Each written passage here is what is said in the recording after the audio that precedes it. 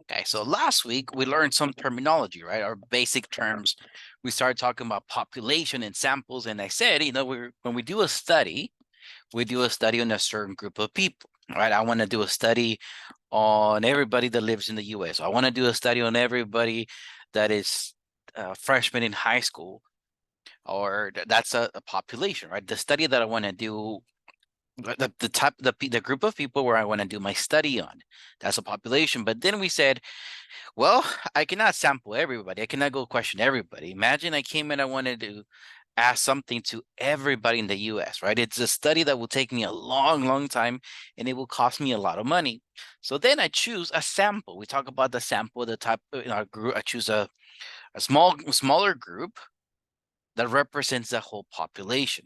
We talk about that, and then the results that I get from that study, it's my data, right? We talk about terms last week. Now we're going to move into this thing we call cumulative relative frequency. So let's take a look. Let's take a look at our study here. So studies are often done by pharmaceutical companies to determine the effectiveness of a treatment program. Right. So when there's a disease, pharmacies tend to do a study. Suppose that a new AIDS antibody drug is currently under study. It is given to patients once the AIDS symptoms have revealed themselves. So we're doing a study about a treatment for AIDS. Of interest is the average mean, or the average, or we call mean, the length of time in months patients live once starting the treatment. So my study here, it is like, all right, I have people that I find out that they have AIDS. I want to try this program that we created, and they're going to start taking the program. And I want to see how long in months they live once they start the program. So I want to see if actually my treatment, does it give them short period of time for life, or does it give them a long period of time? That's basically what the study is all about. A researcher followed a set of 48 patients from the start of treatment until their deaths. So my sample here is 40 people, right? My population is everybody that has AIDS. My sample, 40 people. Now the following data is collected, and data is basically the information that I collect. In this case, you guys see my researcher, there's 40 numbers. I wanted to see how many months each of them lived once they start following the treatment. Now, data sometimes are numbers. Last week, when I asked for data, some of you guys were Googling answers, and I even said on comments, stay away from Google. Because some people said the data is the mean, the average, which is the same thing, or start throwing in median and start throwing in mode. Okay, that's what Google will tell you. But data and reality, in this case, are numbers, but some cases are words. Because I can do a survey to all my students and ask you, do you like doing homework online? Yes or no? Right? Your answers will not be a number. Your answers will actually be words. Data is the information I collect. That's what data is. In this case, the information I collected are numbers. I can assume what my data will be before I even do a study, right? I can assume if I'm going to do a study of how many months people live with the treatment, I'm assuming my answers will be numbers. If I'm going to do a study on GPAs of students, I'm assuming my study will be numbers as well. So data, I know what to expect. All right, so here we're going to complete this table. It says complete the table using the data provided. Notice how my data, they're all whole numbers, but here I have decimals. So here I have 0.5 to 6.5. So I'm going to see how many numbers I have in between 0.5 and 6.5. I do decimals. That way I'd include them. I didn't want to come and say, when we think of numbers, basically I'm asking between 1 through 6. And then it has to be more than 6.5. So it's going to be 7 through 12. And then 13 through 18th, right? Because it has to be more than 12.5 and it has to be less than 18.5. Now we tend to use decimals because if I came in and said between 1 and 6, Someone will be, oh, I'm just looking for the numbers in between 1 and 6. But no, I do want to include 1 and 6. So that's why I use decimal. So looking at our data, let's see, between 1 and 6, I only have 2 numbers. Let me zoom into our data. I only have these 2. Okay, numbers between 7 and 12. Let me see. I have, let's see, 1,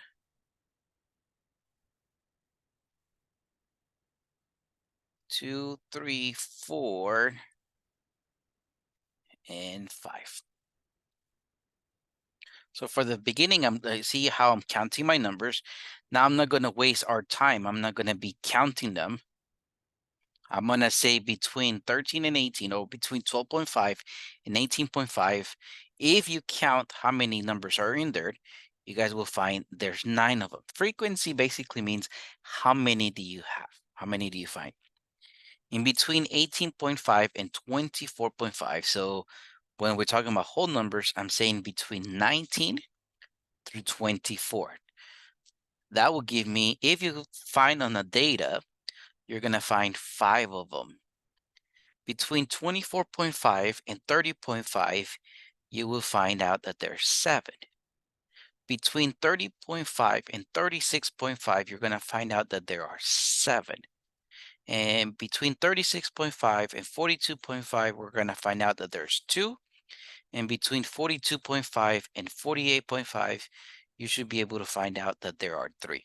Now, once we do complete a frequency, one thing we always try to do, just to make sure that I counted my numbers right, make sure I use my data properly, I'm going to add all my numbers.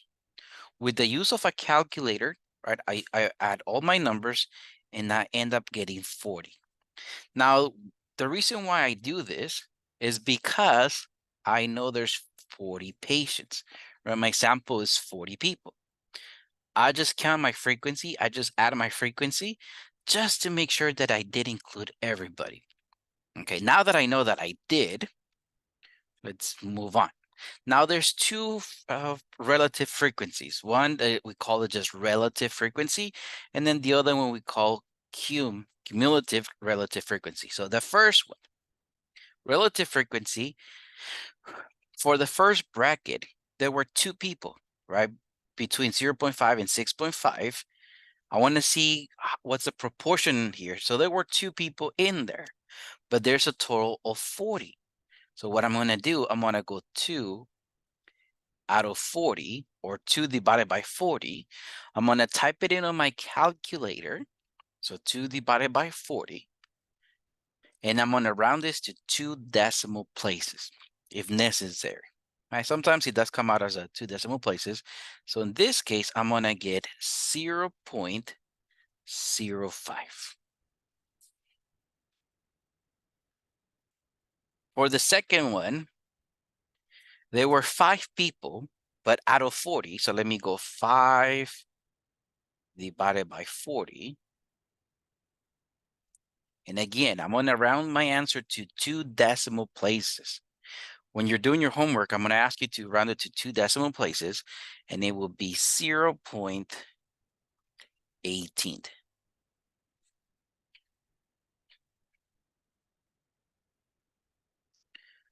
Now, 9 out of 40, again, I'm going to go 9 divided by 40.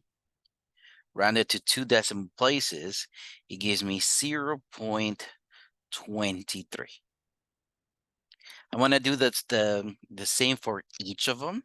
So 5 out of 40, it gives me 0. Oh, actually, let me fix a mistake up here. 5 out of 40, it was 0.13. So here again, 5 out of 40 will be 0.13.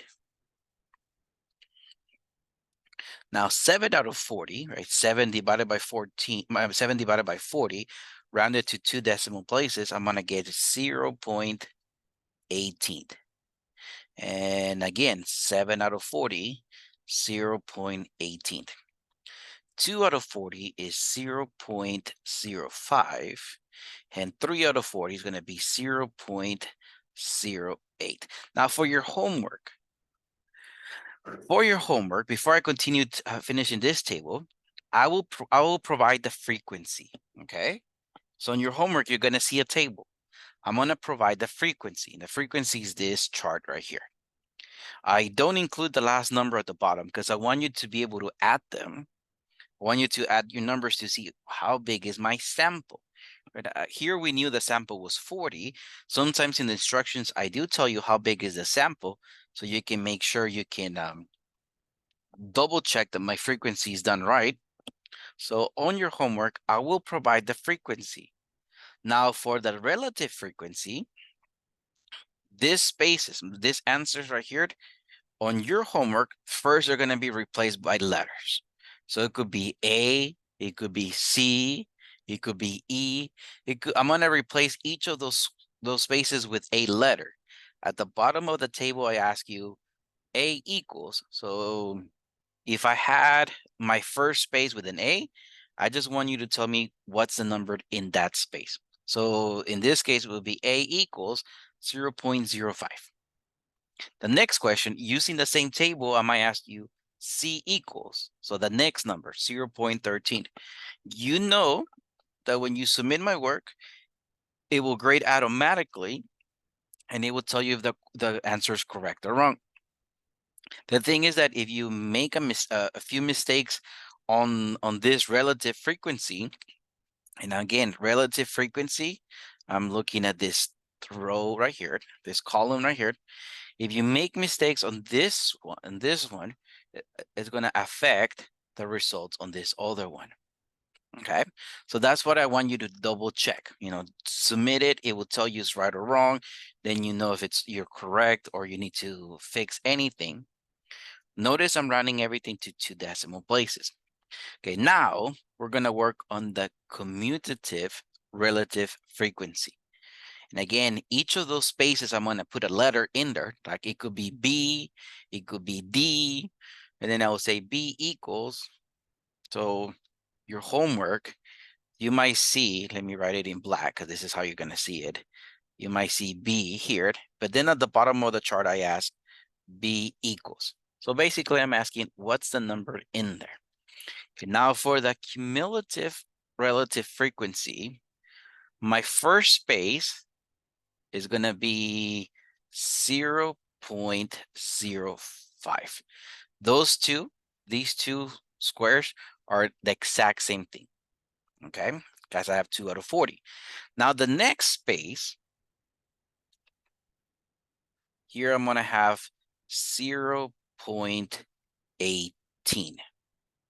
Okay, now this is not 0.13. So there's a difference between these two.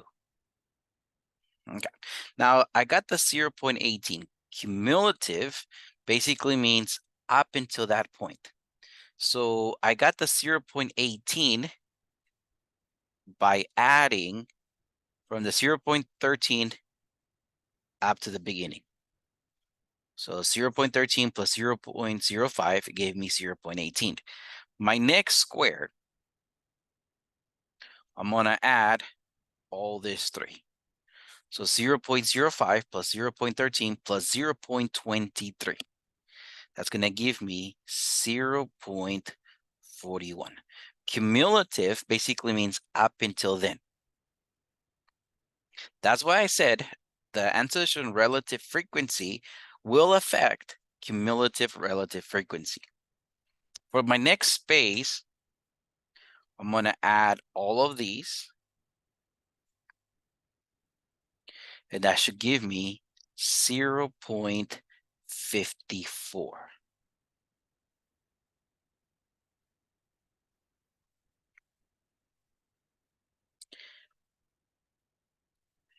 Some of you, for the next one, some of you might be like, do I really have to add this first 4, knowing that all of them combine to 0.54? Well, that's one way you can do this faster. I guess one thing you can do is 0.54, which is the previous squared, plus 0.18, which is the new square. So that's going to give me 0.72. And then for this one, it would be 0.72, which is what it has been up until this space, plus 0.18. So that gives me 0.90.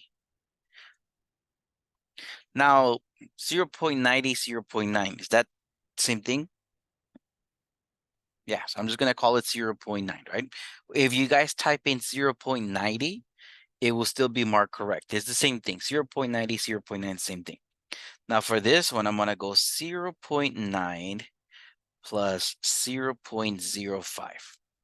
So that gives me 0.95. Now, what do you think I'm going to get on the next one? I'm going to have to go 0.95, 0.95 plus 0.08. And that gives me 1.03.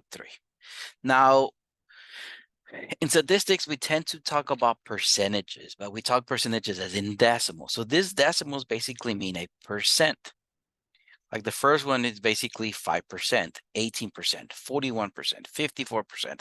So this last numbered should be very, very close to 100%. Now, sometimes it's going to go a little bit more than 100%.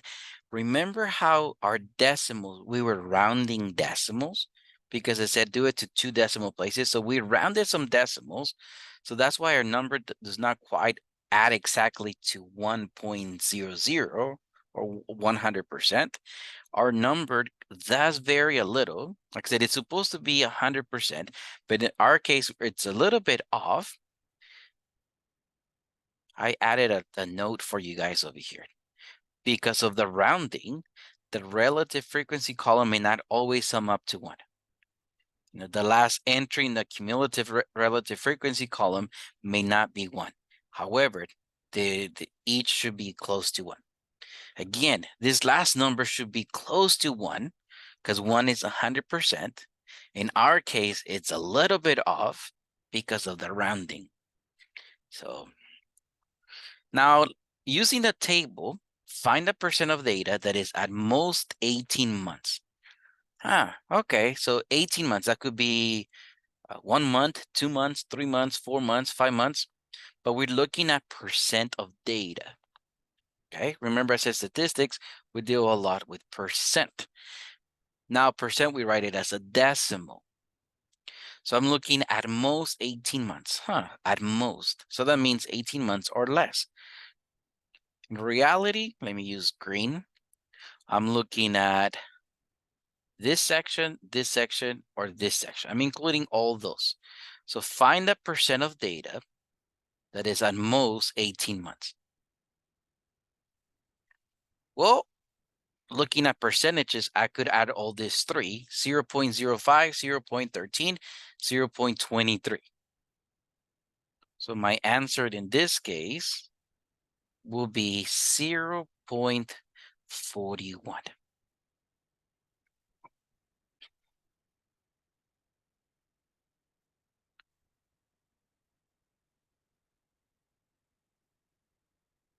Take a look at the next one. Using the table, find the percent of data that is at least 19 months. Okay. So this is included. This is included. This is included. Now, this other one, because I have from 18 to 24.5. So no, they're not included.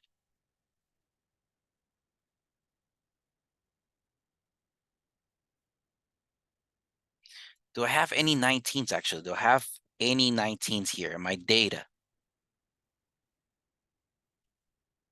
No, I don't have any 19 months. Good. So is this 3? So I'm just going to call this 0.41 as well.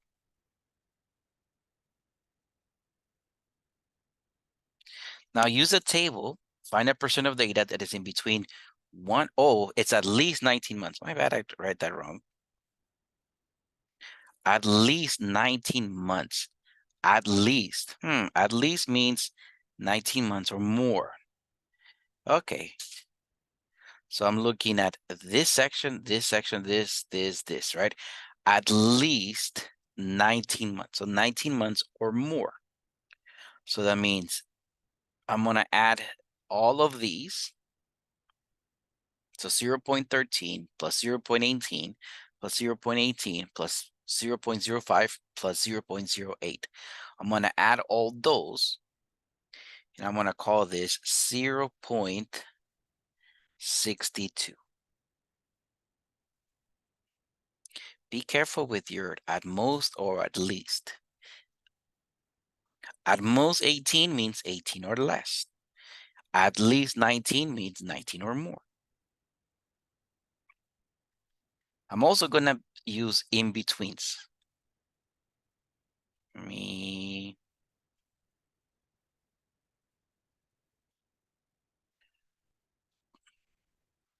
Okay, so use the table to find the percent of data in between 1 and 3 years. These are months. So in reality, I'm asking in between 12 through 36 months. Because I said between 1 and 3 years. So my information is in months. So really asking between 12, so more than 12 through 36. Okay, so I'm gonna include this one, this one, this one, and this one.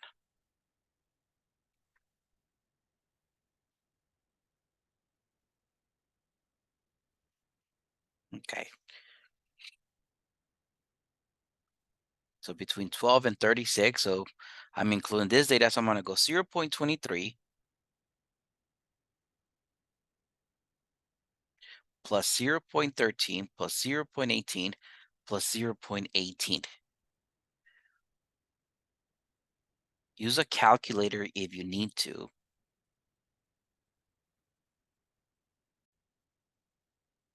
My case, I got 0.72. So what does this information really tell us? 41% of our people live at most 18 months. 41% of our people. So 18 months or less. 62 or of our study, 62% of our study, they live at least 19 months. 72% of our study, 72% of our sample live in between 1 and 3 years. Okay, so you guys should be good. It seems like you guys are gonna have a bunch of questions. You guys will come over when you open the homework. There's a lot of questions, but the thing is, on your table, each of those squares, and I'm going to give you the same table for many of the questions. Each of those squares is one separate question.